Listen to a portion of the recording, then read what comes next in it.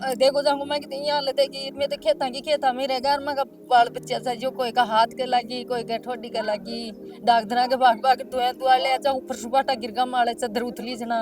सरपंच तो ऐसे करता है जो खुद का आदमी है ना, मुंडा देख देख के तिलक काट रहे हैं। भाई उनका कासा आदमी है ना, उनके तो रिपोर्ट ढंग से बना रहे, और नहीं बोलने वाला है उसके पास से नहीं जा रही। मतलब नुकसान हो गया आप तो कुछ जा यहाँ जाके तो देख। नुकसान तो कम से पूरे हमारे 3-4 गाँव में, इन 3 गाँव में तो कम से कम 40-50 करोड़ का नुकसान हो गया। देखिए दुर्जनियावास गांव में हम मौजूद हैं और यहाँ पर देखिए एक भैंस को भारी नुकसान हुआ है। जब वहां मैंने आपको थोड़ी देर पहले दिखाया था कि कितने सारे जो है मुर्गी के बच्चे मर गए थे। यहाँ पर एक बड़ी सारी भैंस है जो कि वो कह रहे हैं कि दुधारू भैंस है, उसको इतना ज्यादा नुकसान हुआ है कि मशीनें तक लगा ली उसको उठाने के लिए। कह रहे हैं कि दीवार उड़कर यहाँ पर गिरी है। मैं एक बारी आप मुझे बताइए कि भैंस को लगी है भैंस को। अरे हाय देखो भैंस की जो है कमर टूट गई है। इससे बड़ी मैं विडंबना क्या बोलूं कि वहां से वो पिलर आके गिर गया ऊपर से। इस दीवार हाँ, यहाँ भैंस थी, वो पिलर आके कड़ियों के ऊपर गिर गया। तो आप लोगों ने किसी को बुलाया कोई डॉक्टर डॉक्टर वॉक्टर अभी वगैरह भैंसों का कल बेचारे। शाम को ही बुलाया था, अभी सुबह भी आया था। डॉक्टर बोल दिया कोई इलाज नहीं इसका। कोई इलाज ही नहीं है। हाँ, भाई कमर टूट गई तो अब कमर का क्या इलाज है, वो बोल दिया डॉक्टर ने। भाई कम से कम 1.5 लाख रुपए की भैंस थी। दूध दे रही है भैंस दूध अभी। दे रही है, दोनों टाइम 10 लीटर दूध देती थी। अब सोचिए किसान के घर पर तो कितनी मार पड़ रही है कि 1.5 लाख की भैंस है और दोनों टाइम 10 लीटर दूध दे रही है। और क्या बोलूं मैं, क्या कोई मुआवजा मुआवजा नहीं दे के कोई देती है। आ रहा ही नहीं है, तहसीलदार कोई सुन रहा ही नहीं है। जाके आ गया, बोला यहाँ का कोई वो नहीं है। और जनप्रतिनिधि तो आते ही नहीं होंगे। कोई नहीं आया जनप्रतिनिधि से, तो अभी मेरे उनके माथा फोड़ी हुई, लड़ाई हुई है। वोटों के टाइम में आते हैं क्या वोटों बस के सिर्फ। टाइम आते हैं और बाकी टाइम पर नहीं पूछते आके कोई भी। मुझे खुद को भी देखकर मैं खुद भी कैसा फील कर रही हूँ क्योंकि जो किसान है वो तो समझ सकता है कि 1.5 लाख रुपए की भैंस है। चलो 1.5 लाख छोड़िए, भैंस को कितना नुकसान हुआ है, उसकी भैंस की कमर टूट गई है और ना हॉस्पिटल ले जा सकते हैं और डॉक्टर ने भी कह दिया कि भाई टूटी हुई कमर का तो कोई इलाज नहीं है। अब क्या इसका क्या जानवर या तो मुंडा से भी नहीं बोलता है। क्या बोला वो अगर हमारी तरह इंसान थोड़ी है। वही तो है ना, अब इसका क्या करे, बेकार हो गई। तो ये कब कि तक भैया ऐसे ही बैठ रखोगे फिर। अब क्या करे, तो इसका क्या कोई इलाज भी नहीं है। अब क्या करे, खत्म भी हो जाती तो हम ऐसे कर लेते, भाई कोई बात नहीं। कोई प्राथमिक उपचार दिया है कि नहीं डॉक्टर उपचार ने। तो ऐसे बोल दिया, भाई रीढ़ की हड्डी का ऑपरेशन नहीं हो सकता है। भाई रीढ़ की हड्डी टूट गई, इसका कोई ऑपरेशन नहीं हो सकता है। 5 लाख काम नहीं कर रहा है इसका बिल्कुल भी। पीछे से बिल्कुल कोई। बिल्कुल भी काम नहीं कर रहा है। आगे का पैर काम कर रहा है, पीछे का नहीं कर रहा है। मशीन, दो दो मशीन लाके मशीनों से कोशिश कर ली, तो कोई। पता नहीं कहाँ कहाँ से टूटी है उसकी हड्डियां, बिल्कुल ही शीशे पता का ही नहीं हिस्सा चला। पूरा खत्म है इसका। वही तो। पांसड़े हाथ दे के टूट गई साइड की पूरी। आप समझिए कि यहाँ से डैमेज है ये बिल्कुल, इधर से पूरी डैमेज है।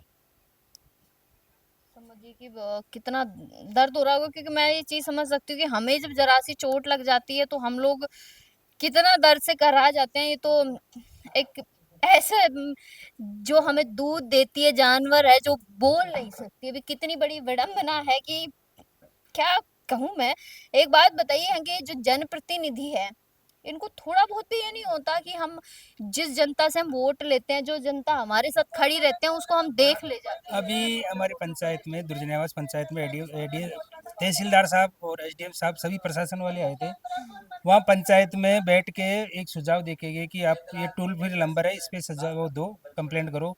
यानी फसल का, जिसका अगर किसी का नुकसान हो गया, दीवार टूट गई या भैंसों में या जो भी जानवर है, गाय, जो भी नुकसान हुआ ना फसल का, हम्म। फसल के अलावा जैसे गाय है, दीवार टूट गई, इसका कोई मुआवजा नहीं है, ये बता के गए हैं। बल्कि अब ये भैंस है, वो वहाँ से दीवार टूट गई, दीवार पड़ने से ये हो गया, नुकसान हो गया। अब 1.5-2 लाख रुपए की भैंस है, भैंस अब इनका खराब तो हो गई। नुकसान ही है। जैसे मान लो गाँव में और भी नुकसान हुआ, चद्दर उड़ गए बहुत सारे। लेकिन सरपंच को भी हमने कल बोला, अभी रास्ते जगह जगह जाम है, रास्ते अभी जेसीबी लग रही है, 10 बजे बाद में जेसीबी आई है, आने जाने की कोई परेशानी हो रही है। आप भी आए तो आप किधर से। सरपंच का सहयोग नहीं है, मतलब किसानों का सहयोग किसानों से के सहयोग से ही काम हो रहा है, हो रहा जो भी। सरपंच ने कुछ भी कदम नहीं उठाया अभी तक। क्या कह रहे हो? सरपंच ने कुछ भी कदम नहीं उठाया। जो किसानों ने उन्होंने रास्ता साफ करा है, खुद के पैसे से रास्ता साफ करा है। सरपंच तो ऐसे करता है, जो खुद का आदमी है ना, मुंडा देख देख के तिलक काट रहे हैं। भाई उनका कासा आदमी है ना, उनके तो रिपोर्ट ढंग से बना रहे, और नहीं बोलने वाला है उसके पास नहीं जा रहे। नहीं, सब बराबर ही होने चाहिए, चाहे सरपंच हो चाहे कोई मंत्री हो नेता हो, सबके लिए एक बराबर होने चाहिए। वो आप देख लीजिए इनका भैया का कितना बड़ा नुकसान है। सरपंचाने वोट खाता नहीं देवाला, सरपंच सुना ही न करे कत्ते तो नुकसान होगो। उधर तो 1.5 लाख की भैंस खराब हो गई तो और मकान में तो चद्दर पदर सब 1.5 लाख और 3 लाख रुपए में नुकसान होगो। और अब वोट खाता नहीं देवाला में तो कोई जनता वोट देवे को ना भी कसी सरपंच आ जाओ। तो आप देखो कि पशु को जो है कितना नुकसान हो रहा है। अभी मैंने देखा, मुझे वाकई में बहुत ज्यादा दुख हो रहा है। और ये सबसे बड़ी विडंबना तो है कि जब ये जनता आपको वोट देती है भर भर के झोलियों में, तो वही नेता मंत्री जनप्रतिनिधि कोई नहीं है। ये अम्मा के घर में भी नुकसान हुआ है। जरा एक बारी इधर पीछे भी देख के आती हूँ मैं नजारा। तो कोड़ी ने कहीं कोने मैं तो कोड़े आल ठंड रोटी वेला भी कोनी है रात का हार या गड्ढा गाप ले रिया जाना मन तो कोड़ी जगह ही कोन। अब काम तो मैं जानवरन मा तो दरा काम में मैं दिया। सही बात अब देखो जाऊंगा मैं कितनी यहाँ लेते कि मैं तो खेता मेरे घर में बाल बच्चे से जो कोई का हाथ के लगी कोई का ठोडी के लगी डागधरा के भाग भाग धुआं धुआ ले अच्छा ऊपर सुबाटा गिरगा माले चदर उतली जना मांग तो तो इस बच्चे के लगी भी है। बहुत नुकसान ही है जो मांगे तो 50 साल पुराने हैं। ये देखिए कच्चे घर हैं, और कच्चे घरों को तो खास तौर पर नुकसान हुआ है। जरा इधर आइए कि इनके तो देखो बिल्कुल ही भारी नुकसान हो गया है, कुछ भी नहीं बचा है। ये कच्चा घर है। अब मैं समझ सकती हूँ किसान है गांव में, कहाँ पक्के मकान बनाएंगे कि पूरा का पूरा जो है इनका तो रहने का जो है बसेरा है ना, वो ही उजड़ गया है। अम्मा रो रही है, मैं क्या ही बोलूं कि मुझे खुद को इतने गंदी फीलिंग आ रही है कि आज हम खुद निकल के जब ग्राउंड पे चीजें देखते हैं ना, एक टीवी में बैठ के देखना और खुद महसूस करने में बहुत ज्यादा परेशानी होती है। उधर देखो, तुम इधर आओ, ये देखो पूरी की पूरी टीन टप्पर सब जो है इनके उड़ चुके हैं। और ये इधर भी मतलब ऐसे ही है कि और ज्यादा आंधी आती तो बहुत ज्यादा नुकसान हो जाता है। देखो मांगे तो सब सामान या कोई बिजली हो जाए बिल्कुल अम्मा तार तो ने भी काम में दाबू में। चलिए एक बारी चलते हैं इधर।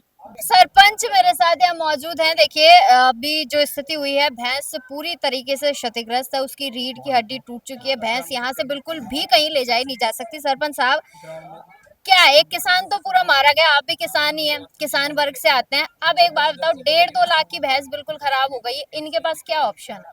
इनके STRF से रिपोर्ट बनवा रहे हैं सभी से, जिनका भी नुकसान हुआ है, जो भी राज्य सरकार द्वारा जो मुआवजा तय किया हुआ है वो मैं इनको दिलाने की कोशिश कर रहे हैं। सुबह से मैं 6:30 से लग रहा हूँ, रात को भी 1:30 बजे गया था मैं।